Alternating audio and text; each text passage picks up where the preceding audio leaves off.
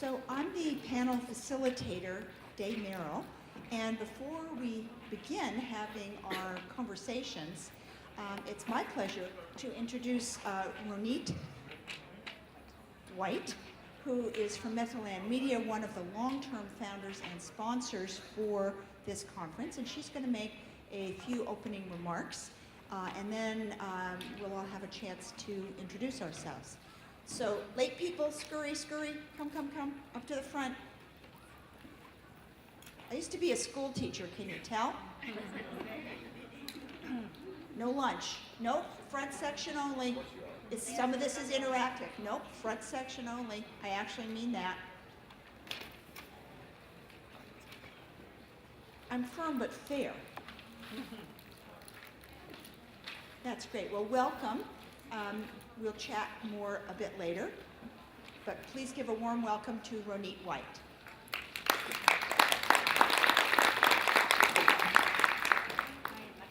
Day, obviously. Good morning, everyone. Sales and marketing and communications, we are not quiet people. So wake up, you're here, we're here to help you, to give you ideas. I want to thank you for having us. As Dave mentioned, Metroland Media was one of the founding partners of the IEP conference some 11 years ago, and we're honored to continue to be a strategic partner. What I wanted to say, I am a sales and marketing development specialist for Metroland Media. You're going to say, what is that? Not really sure. It changes on a daily basis, and that is the cool part of our job. So when you go into sales and marketing, I think one of the most exciting parts of this kind of sector is, number one, you don't have to come in with a doctor's degree or an engineering degree. You can be successful in sales and marketing, whether it be in media or what other companies were working for large corporations, but you can be successful sheerly on your enthusiasm, your work ethic, your creativity, and not necessarily with the degree that you come with. I'll give you a couple of examples from our own organization. At Metroland Media, one of our long-standing publishers, who's now retired, is a woman who came to us from England as a hairdresser. And she started off in our classified department, and she bust her butt, and she worked her way up, and was one of the only female publishers and executive vice presidents of Metroland Media, and we're a division of Torstar. So that's a pretty significant role. Another great example is we had a lawyer from Nicaragua who came to this country, had to start over, and started sweeping floors in our warehouse. And he built himself up to be director of distribution, and so your past doesn't necessarily forge the path for your future. So I encourage you all, no matter what your backgrounds are, you can be successful in sales and marketing. It just means take every opportunity, take that open door, no matter how low it is, start somewhere. All of us in sales, we've all started at the beginning in the entry-level jobs. We hustle to get the business, to build relationships, and it's exactly, if you guys have heard the keynote speaker, Bobby, it's talking about bringing what you bring to the table, your experience, your skills in building relationships and developing and nurturing those things. So I wish you the very best. I hope you enjoy our panel today, and good luck. Take care.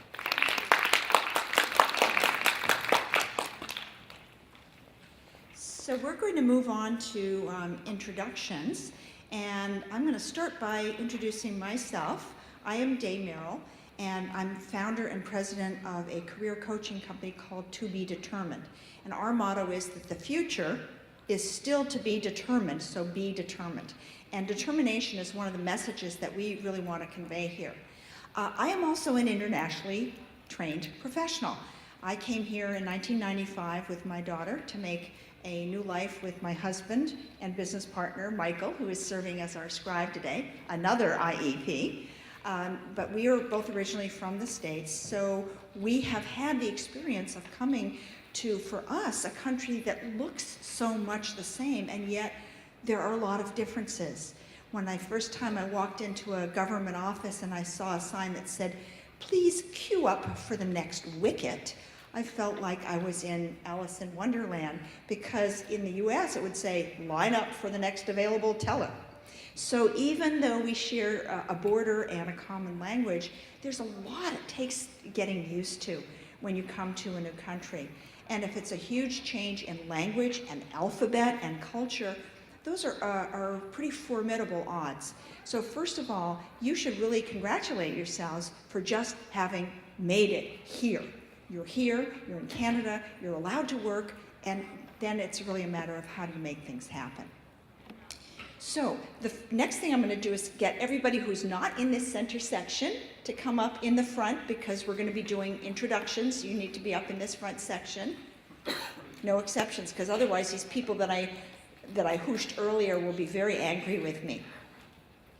So the format of what we're going to do today is that I'm going to briefly introduce by name our panelists, and then I'm going to let them introduce themselves so that you can hear a little bit about their background. I think when we share our stories with each other, that can really help us get ideas and advice and information and inspiration, hopefully.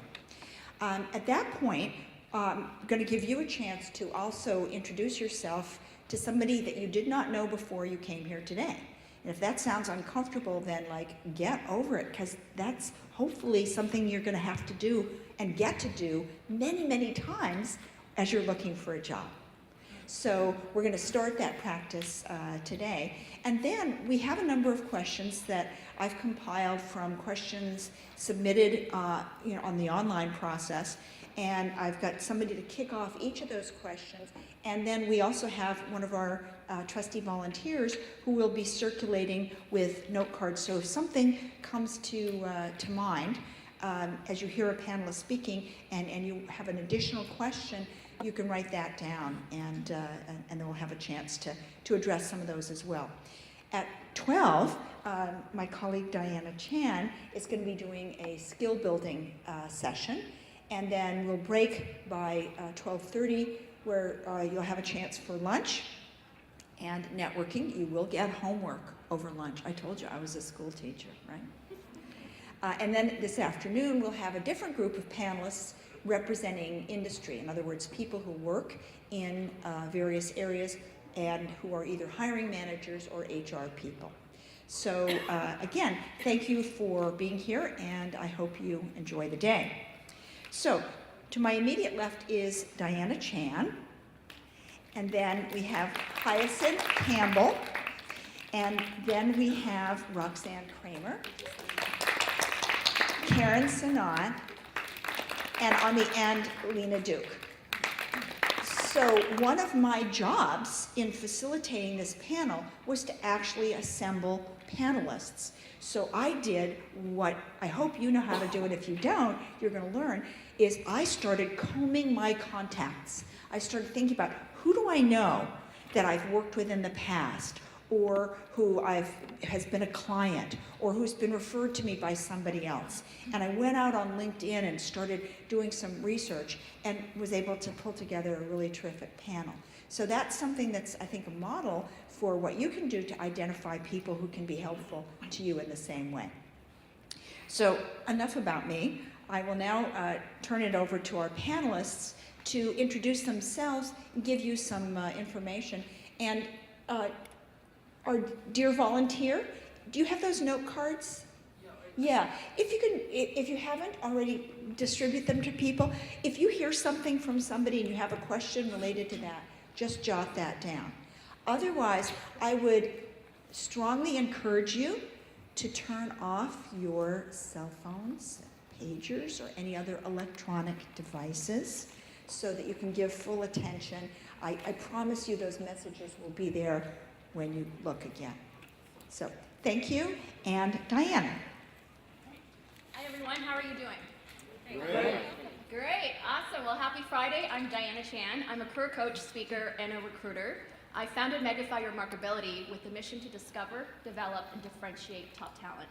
I work with junior professionals to senior level executives on how to differentiate their personal brand, to get the job they love, earn more money, and accelerate their career. The past, I have actually worked for also Google Canada here as the first and only recruiter, specializing in recruiting for digital sales roles. I achieved the highest number of hires globally, and I was also a recruiter for the Ivy Business School, recruiting for their MBA and executive MBA program. So I have a really keen eye on what it takes to differentiate its top talent. I myself was also a new immigrant. I moved here all by myself from Hong Kong to Canada when I was 16 back in 1998. and how to overcome the culture shock, my shyness, and the language barrier. Thank you so much, Diana. Hi everyone, my name is Hyacinth Campbell and I work with Access Employment. Access Employment is a employment services agency with 5 locations across the GTA, specifically in Scarborough, North York, Brampton, Mississauga, and Toronto. And we offer services to both employers and job seekers. And specifically, we have employment interior and 9 bridging programs, sector-specific bridging programs. And the ones which may be of interest to you will be our sales and marketing and an entrepreneurship bridging programs. I myself, I am an internationally trained professional. I have been in the employment services field for 6 years, but I have over 15 years experience both in recruiting and staffing, as well as telecommunications. I look forward to talking with you today. Thank you, Hyacinth. She said a really important word, which is bridging. Okay, all of you have experience in education. We're going to be talking today about how you connect that up with work here. So great. Thank you so much. Roxanne.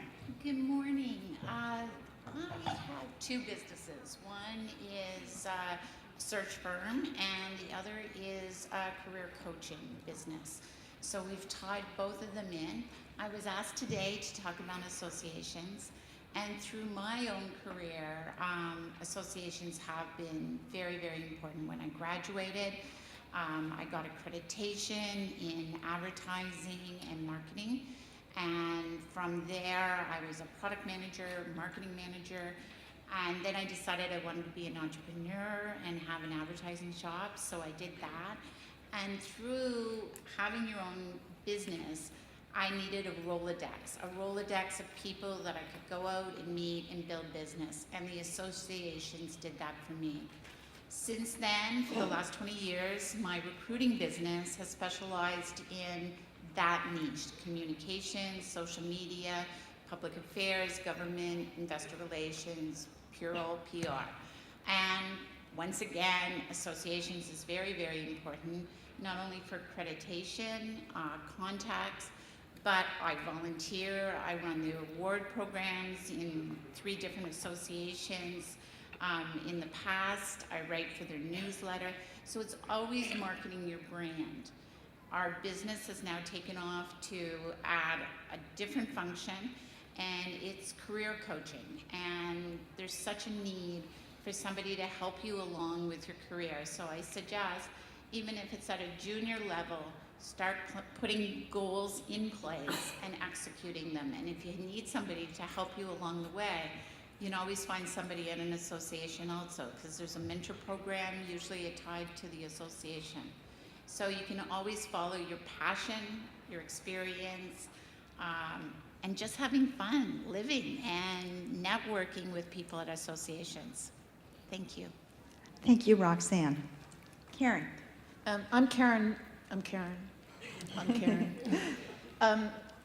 Can you guys guess where I went to high school? By what I look like? Anyone? Scotland. Anyone else? Scotland I've got. England, Germany, Russia. Where's that? Oh my God, the Congo. And it speaks to something about, you know, what you see in terms of what people look like and how you make some perceptions about what their experiences are. And I grew up in the Congo, although I was born in Winnipeg. I'm Canadian.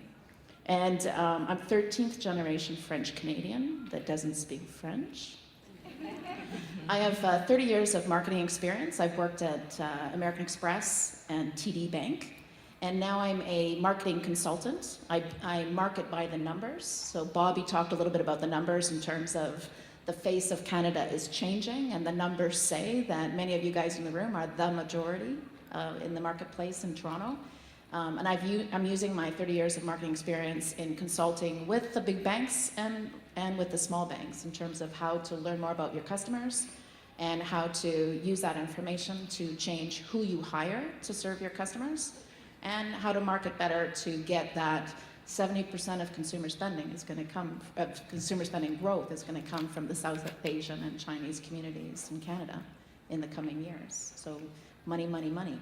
That's my experiences. And I'm glad to be here today to share some advice as you are on your journey. Thanks. Hi, I'm Lena, and by the way I look, I'm just kidding. Can you guess where I went to high school? No, you don't have to guess. So I'm also an internationally educated professional. I came to Canada 15 years ago from Lebanon, all by myself, just like Diana. And in fact, when I first came, I was focused on becoming a reporter, a journalist. And I remember, and I was also in PR. I remember reading the column of Roxanne's on the PR Society's website. I was thinking, wow, she's so experienced, you know. I loved what she wrote, and to be sitting with her on the same panel today is a bit surreal to me. It's a small world. I'm a social media strategist. I help professionals and executives leverage social media so they can position themselves as subject matter experts in their space, so they can advance their career and manage their personal brand. I speak on the topic at business schools, at Ivy Business School, Western University, and Rotman School of Management at the U of T. And I also mentor startups at the Digital Media Zone business incubators at Ryerson University. I also write on the topic. I'm a contributor to the Globe and Mail. So I finally got what I wanted. I wanted to be a reporter, but I ended up becoming an expert and then contributing as an expert to a newspaper. And looking forward to sharing my tips and what helped me get to where I am today. Thank you, Lena. And again, you're hearing, I think, some little gems from people, because Lena's talking about making your own job. Okay, jobs don't just come in boxes or on trees. Sometimes the best job is the one that you create. And sometimes the job can be not just a single blanket, it could be a patchwork quilt, like Karen, who's doing consulting and has multiple clients. So really like you to keep your eyes and your ears and your minds open to the various possibilities that exist. As you mentioned, you are responsible for marketing products, many of which are impulse purchases. Yes. I doubt that somebody walks by a CIBC window and says, you know what, I'm in the mood for a GIC today. I think I'll just pop in and see what's fresh, right? So can you talk a little bit about marketing in financial services? Of course. So, well, the question is very relevant, and the answer starts by being able to differentiate needs and wants, basically. So, for example, if a bank wants to expand the overall market size by entering into a market segment which hasn't traditionally been a bank customer, our strategy would usually entail reaching out to them through mass marketing channels, because they are not our customers. So we would rely on mass advertising through print media, television commercials, and online channels, social media primarily. But it changes altogether when we are talking about customers who are our existing customers, and the strategy is now to cross-sell some new products to them. And that is when we have to decide to utilize more targeted channels and more targeted strategies, which would be direct mailing, which means that we need experts who are good in communicating using English and French through the written word, as well as using certain other channels whereby we are able to directly interact with the customers, for example, through mobile sales channel, which means that we have a sales force that delivers or at least introduces new customers, the existing customers, with new services and products through door-to-door communication. So each channel and each strategy that we use depends on certain core competencies. And the hiring process entails identifying those competencies based on a channel and the strategy we would be utilizing. And that is the way the organizational structure in terms of marketing is divided, which means that we have a product communication group which is responsible for communicating cross-sell strategies and cross-sell products and initiatives to customers. And then there is a bigger enterprise level marketing and communications group which is responsible for reaching out to the bigger market using mass marketing channels. And of course, the skills that are required for each of these roles are very distinct and different. That's great, thank you. You started to cross over from marketing into sales, so I'm going to turn it over to Sherry Ann at this point. because that's where, rubber meets the road. Everybody knows marketing people are just doing this. Salespeople are the ones bringing in that money. So talk to us a little bit about what sales means in a financial services organization and the kinds of skills that you look for when you're looking for people to make those sales. Okay, sure. So it's no different. After Majid has put together, the programs, and they're rolled out to us, it's up to us to now sell and bring the money in. And so, banking is a service industry, and so I always say to my staff, because different people come in with different qualifications, but I say to them, banking is people to people. It's not about me selling you a product. It's really about me connecting with you and being able to build a relationship with you, and me being able to determine, what are your needs now as well as what are your future needs. And you'll only open up and you'll only have that conversation with me if I connect with you. And so when we're hiring, first of all, we actually do look at the individual. And I look at things like, I can train you. We've got various training programs, but how do you connect with people one-on-one? How quickly can you build a relationship? I'll test that. I'll also test, the likelihood that you can work well on a team, because that's extremely important. In any of our groups, we're all teams, and there's no I.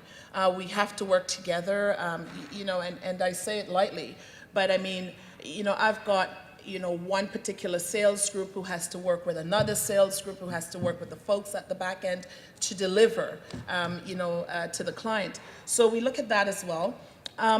We look at things like, diversity is very key for us. So based on the market that we're in, I'm in GTA, and I've got, so I will be very deliberate around, okay, my team looks like X, my market looks like, for example, Arabic speaking. I'm in Mississauga, and so I've got a lot of Arabic speaking clients living in Mississauga and immigrating to Mississauga, and I recognize that, and a lot set up businesses. But I don't have someone yet who can service that market. So I look at things like that. We've been very good at sourcing South Asian, type account managers, but that's another thing that I look at. So, not only am I looking at that whole gamut, I also need someone who, as a salesperson, especially on my team, business is not walking through the door. You mentioned it today, and no one's going, okay, some will, but they'll come on in and check you out, but they're not walking in to say necessarily, I want this from you today. But if they walk in, I have to have people who are really good at asking good questions, right? And I also, when they don't walk in, have to have people who are very comfortable just picking up a phone and calling someone to say, I'm at the bank next door, come on in, let's chat. I have to have people who are comfortable going out on the street, to walk into a business and say, what are your needs?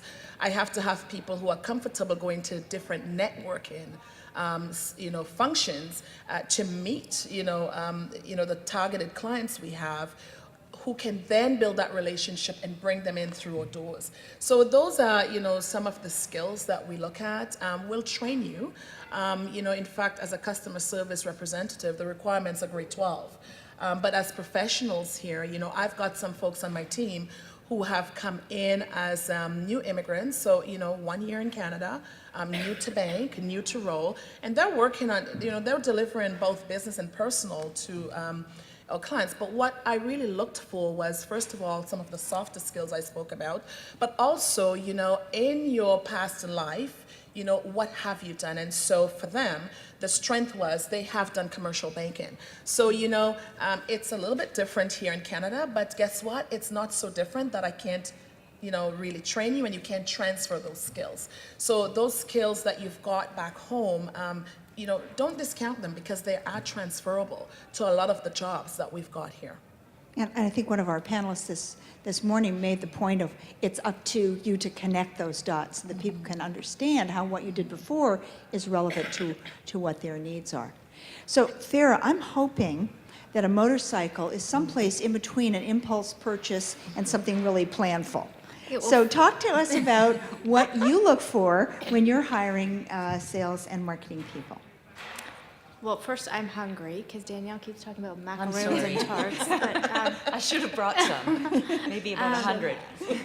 so, first of all, at Yamaha in Canada, we are a sales and marketing arm. I mean, that is our number one purpose, to sell.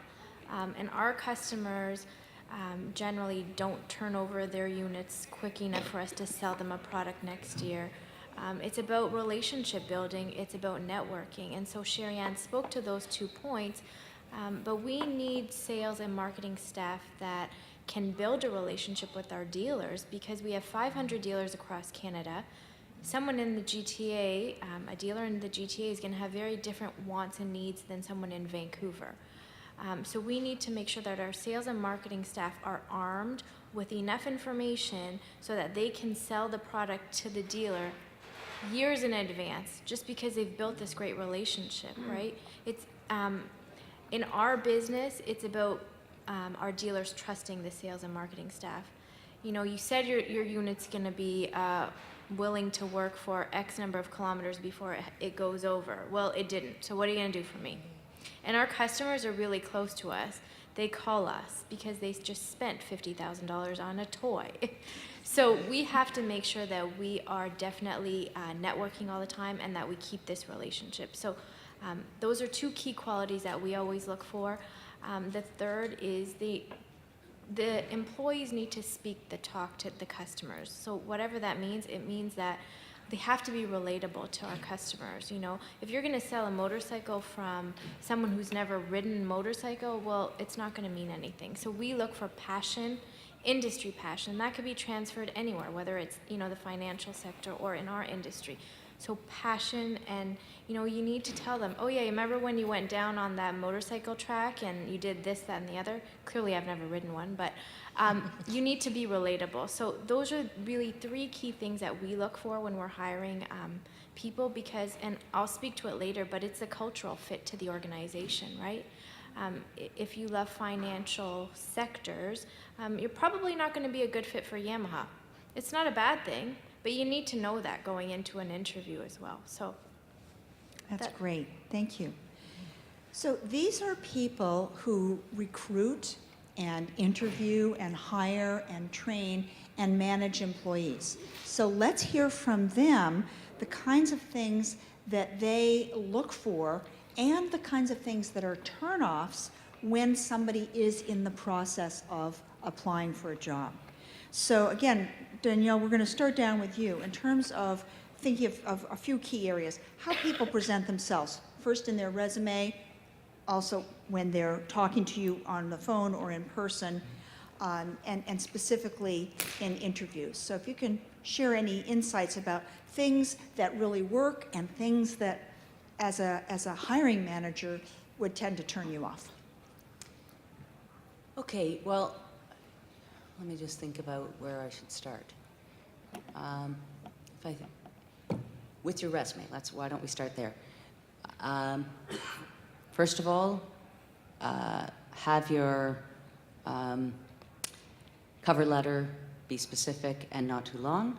Your resume, we tend to prefer chronological. I know there's many different layouts, but we tend to like to see what have you done most recent first, and then going back in history.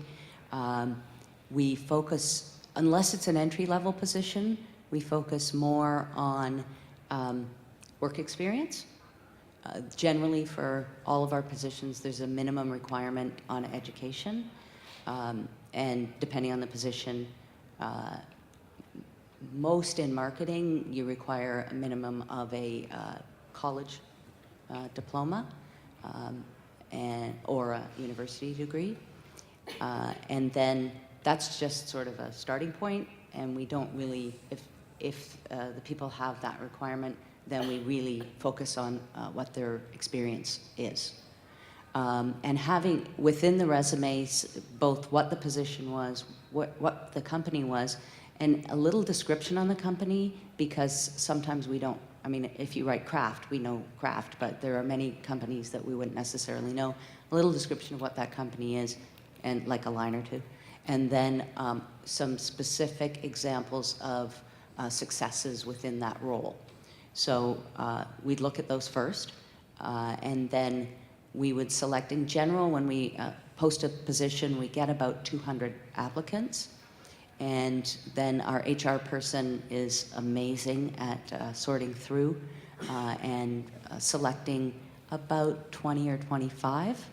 And then from there, I work with the HR person and we go through those 20 or 25. We select who gets telephone interviews to start. And then from that, we tend to interview about 10 people. So she does telephone interviews for more, but face-to-face, we probably interview about 10 people out of those 200. In the interview itself, I would say, well, I can tell you how we approach it, and it's a fairly common approach. Day can tell you more. But we generally start with the typical tell me about yourself kind of question. And so that's a time where you guys spoke about elevator speeches, right? Did you do that? Yes. So that's a time where you can use that. And one of the things that I find in interviews is some people don't say enough, and some people say way too much, right? So, yeah. So making things just a nice amount of information. You don't want to go on for too long.